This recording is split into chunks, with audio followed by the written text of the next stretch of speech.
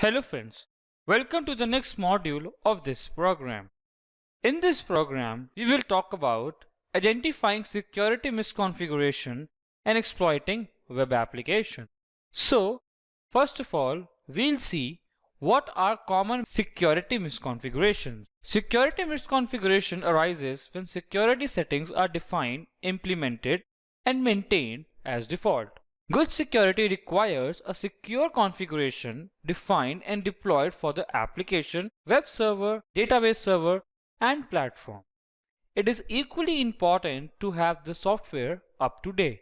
If directory listing is not disabled on the server, and if attacker discovers the same, then the attacker can simply list directories to find any file and execute it. It is also possible to get the actual code base which contains all your custom code and then to find a serious flaws in the application.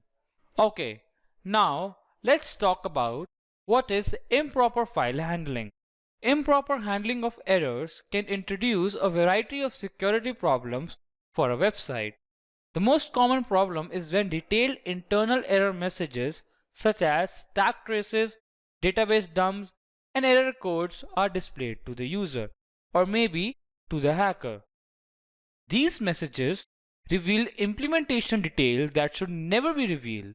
Such details can provide hackers important clues on potential flaws in the site, and such messages are also disturbing to normal users. For example, if a hacker is trying to inject SQL query in the website and somehow he gets to know about the database name, then he can extract data easily. Error handling takes two forms.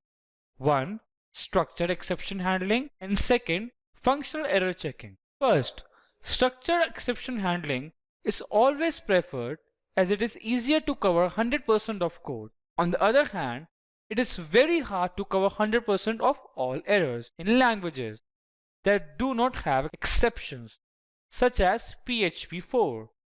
Code that covers 100% of errors is extraordinarily verbose and difficult to read and can contain subtle bugs and error in the error handling code itself. Motivated attackers like to see error messages as they might leak information that lead to further attack or may leak privacy related information.